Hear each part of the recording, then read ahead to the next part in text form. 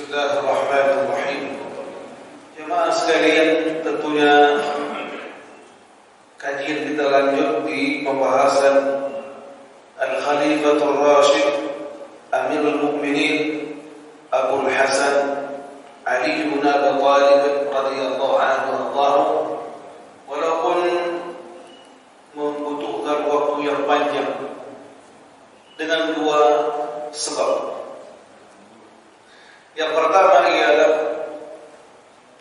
hampir semua ahli sejarah tatkala menulis tentang sirah Ali bin Abi Thalib radhiyallahu anhu, mereka menulis lebih panjang daripada 3 orang khilafah sebelumnya.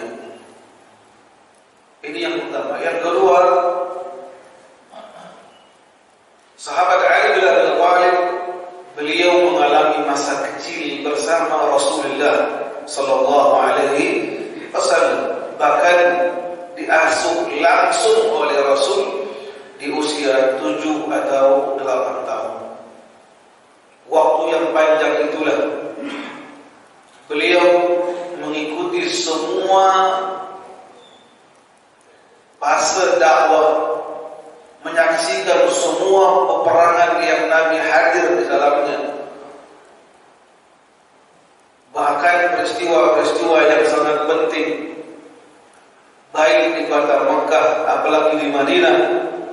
Bahkan nanti beliau menjadi panglima perang dalam peperangan Khaybar, menunjukkan bagaimana sirah yang sangat panjang.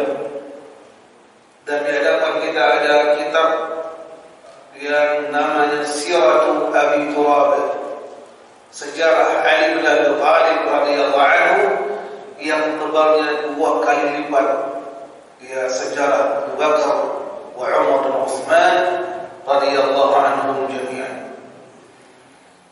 Barangkali kita butuh waktu setahun, Pak, lebih kurang 12 pertemuan. Insya dan mohon bersabar. Di ujung kajian kita nanti insyaallah mungkin tahun 2026 jika ada usia. Semoga Allah panjangkan usia kita semuanya. Amin ya Allah. Satu pembahasan yang sangat amat penting berkaitan dengan akidah yang lurus, yaitu bagaimana kita mensikapi sahabat yang mulia, menantu sang Rasul sallallahu alaihi wasallam, Abu Hasan Abu Turab radhiyallahu anhu. Beliau bukanlah manusia yang dituhankan sebagaimana orang-orang Syiah Ar-Rafidah, mereka menuhankan Ali sebagai Tuhannya. Lebih atau kurang dari itu ialah mereka sangat mengkultuskan Ali bin Abi Thalib, sampai nanti perdebatan yang sangat panjang antara 2 kelompok dari kelompok manusia, yang satu Sunni, sebaliknya apa? Syi'i Ar-Rafidhi, yang mereka meyakini bahwasanya Al-Quran telah diubah oleh 3 orang khilafah atau khalifah, bahwasanya Al-Quran yang asli itu hanya ada di tangan Ali bin Abi Thalib dan istrinya Sayyidatul Fatimah, dan segala macam bentuk keyakinan yang super rusak. Makanya perlu kita butuh yang panjang untuk membahas itu. Dan mohon sabar para jamaah yang Allah muliakan, kita pagi yang mulia ini melanjutkan apa telah kita ambil di waktu yang sebelumnya tatkala hijrahnya Nabi kita Muhammad sallallahu alaihi wasallam. Hijrahnya beliau tepatnya pada tahun ke, ada yang tahu? Tahun ke-13 kenabian dan kerasulan. Peristiwa yang amat sangat menakjubkan dan penuh dengan pelajaran yang sangat berharga. Betapa tidak, beliau termasuk orang yang terakhir, bukan yang paling akhir, termasuk ya orang yang Setelah begitu banyak para sahabat yang telah sampai di Madinah, lalu mereka menunggu dan menanti sang Rasul akan tiba. Bahkan bagaimana kemarahan, bagaimana siasat atau cara orang-orang Quraisy untuk mematahkan dakwah ini, sampai-sampai ujungnya mereka sepakat untuk membunuh Nabi, keroyokan bahkan. Itulah peristiwa di malam hijrah. Beliau memanggil anak angkatnya sekaligus misal beliau Ali bin Abi Thalib radhiyallahu anhu untuk tinggal di rumah beliau sejenak dan berikan kabar bahwasanya besok saya akan hijrah. Dan ini pesan Nabi. Ada yang masih ingat apa pesan Nabi pada Ali? Pesan Nabi kepada Ali bin Abi Thalib radhiyallahu anhu. Silakan. Ini ada hadiah tak Pak Tuan? Punya ada hadiah. Apa pesannya kepada Ali bin Abi Thalib radhiyallahu anhu?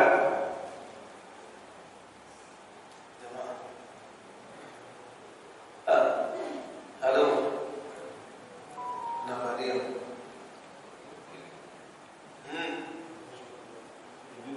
Silakan.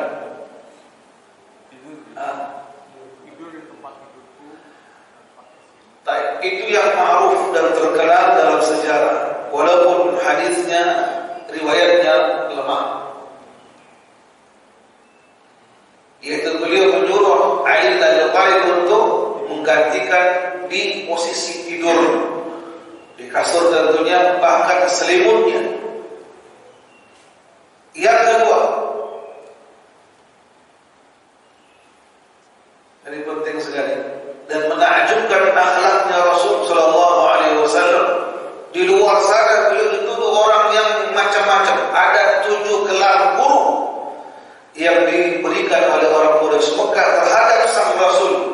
Sebelumnya beliau sepakat atau mereka sepakat menggelari Nabi sebaik-baik gelar di kota Mekah, yaitu Al-Amin, orang yang sangat terpercaya. Namun ketika menyuarakan kalimat La ilaha illallah, menyuruh mereka beribadah, sujud, rukuk hanya kepada Allah, bukan kepada patung-patung yang mereka buat dengan tangan-tangan kotor mereka. Butuh waktu 10 tahun mendakwahkan kalimat La ilaha illallah Muhammadun Rasulullah. Butuh 10 tahun. Kurang apa pintarnya Nabi, kurang apa fasihnya Nabi, kurang apa cerdasnya Nabi, bahkan kurang apa tawakalnya beliau dan doa beliau makbul. Tapi begitulah beliau alami, sebagaimana teman-teman beliau dari kalangan para anbiya. Contohnya Nabi Nuh berdakwah di tengah-tengah kaumnya selama 1000 tahun kurang 50. Mari jemaah, endingnya ialah Nabi pesan kepada Ali, wahai Ali, kembalikan titipan orang-orang Quraisy kepadaku. Artinya apa? Walaupun mereka membenci apa yang Nabi bawa, mengingkari apa yang beliau sampaikan, serta menolak, memusuhi apa yang beliau ajarkan, tapi tetaplah di hati mereka ada keyakinan bahwasanya Muhammad bin Abdullah sallallahu alaihi wasallam orang yang jujur. Pembesar Quraisy Mekah, orang-orang yang kaya, ketika safar jauh, waktu yang lama, mereka titipkan barang berharga di rumah Rasulullah sallallahu alaihi wasallam, dan beliau tetap menerima. Akhlak yang super bagus. Bahkan dikasih tahu ini alamat fulan, tempatnya si fulan, berapa jumlahnya. Dan keluarlah Nabi kita Muhammad sallallahu alaihi wasallam dari kota Makkah, dan kisah panjang nanti kita gak selesai. Terutama ketika beliau keluar dari rumahnya menjelang jam 2 atau jam 3 pagi. Itu kebiasaan beliau menuju ke Masjidil Haram. Tapi pada malam atau pagi dini hari itu beliau tidak. Beliau ambil satu genggam pasir, beliau taburkan kepada orang-orang berjumlah 30 orang yang siap mengurus pedangnya dan membunuh Nabi keroyokan. Beliau katakan, syahadil wujuh, alangkah buruknya wajah-wajah kalian. Tertakut ketika yang pasir itu mengenai kepala mereka, mereka pun tidur lelap sampai menjelang duha, ngorok bahkan. Tidak mereka bangun kecuali mereka merasakan panas sengatan matahari. Ketika bangun mereka serentak mendobrak rumah Rasulullah, yang ada siapa? Allah yang telah mengatur semua dan segalanya. Dan beliau berdiam diri di ghar, di gua apa namanya? Nah, jangan salah, gua Hira, dapatkan wahyu. Gua Zur. Pertanyaan, apakah gua tersebut tempat wisata? Mustahil. Apakah gua itu pernah dikunjungi oleh manusia? Enggak pernah. Apa terjadi kalau bukan gua yang ketika masuk harus jongkok dulu?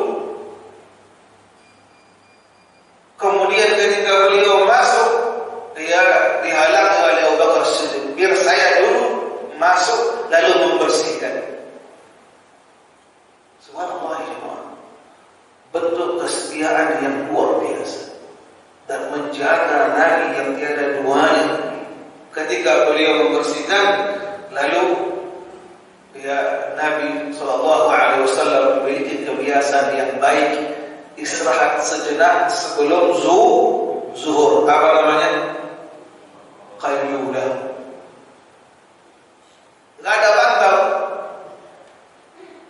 Dengan sikapnya As-Siddiqul Akbar, dia menyerahkan pahanya sebagai bantalnya Rasul sallallahu alaihi wasallam. Dan kisah panjang.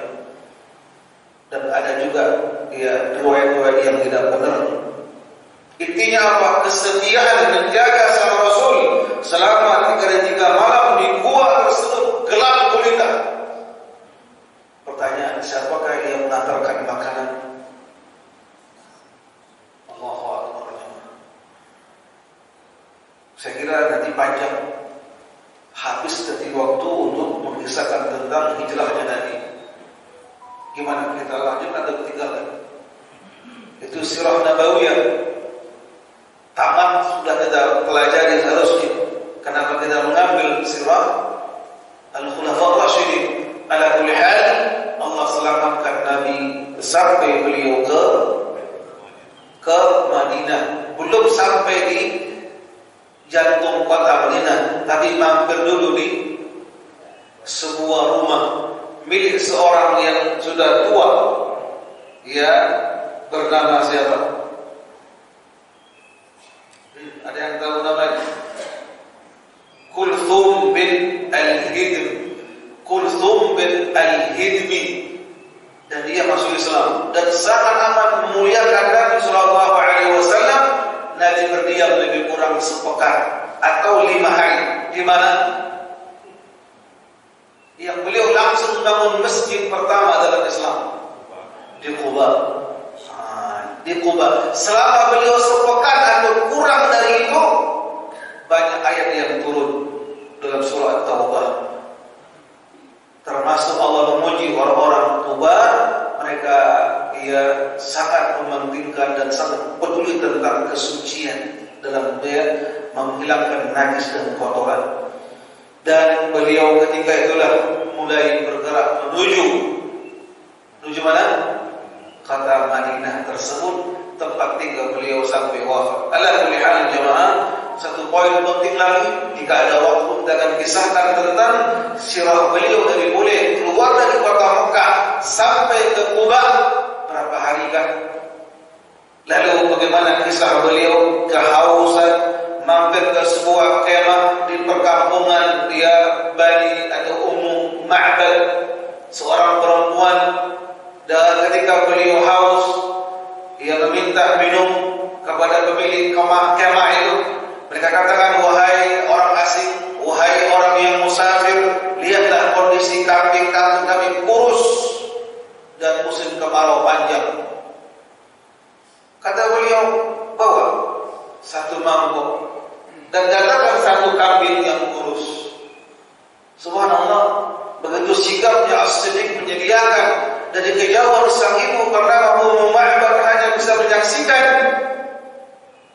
Nabi memegang susu kambing dengan keras membaca Bismillah, muncrat penuh itu baskomnya. Terbelalak mata Ummu Ma'bad. Siapa orang ini? Apakah malaikat? Nah, lebih menakjubkan karena Ummu Ma'bad sahabatnya itu Bakar Siddiq tidak pernah membantah apa yang disuruh dan sangat sopan santun. Dan siapa orang ini sebenarnya? Banyak diam dan selalu menunduk, berpikir tentang masa depan. Siapa kalau bukan Rasulullah SAW? Sehingga apa terjadi jemaah? Ketika selesai lebih kurang 2-3 jam, dia berikan kepada si ibu tersebut susu dan tidak berkurang. Nabi pun minum, Abu Bakar pun minum, gaib yang membawa mereka berdua pun minum puas, susu tidak berkurang. Semakin takjub dan penasaran Ummu Ma'bad.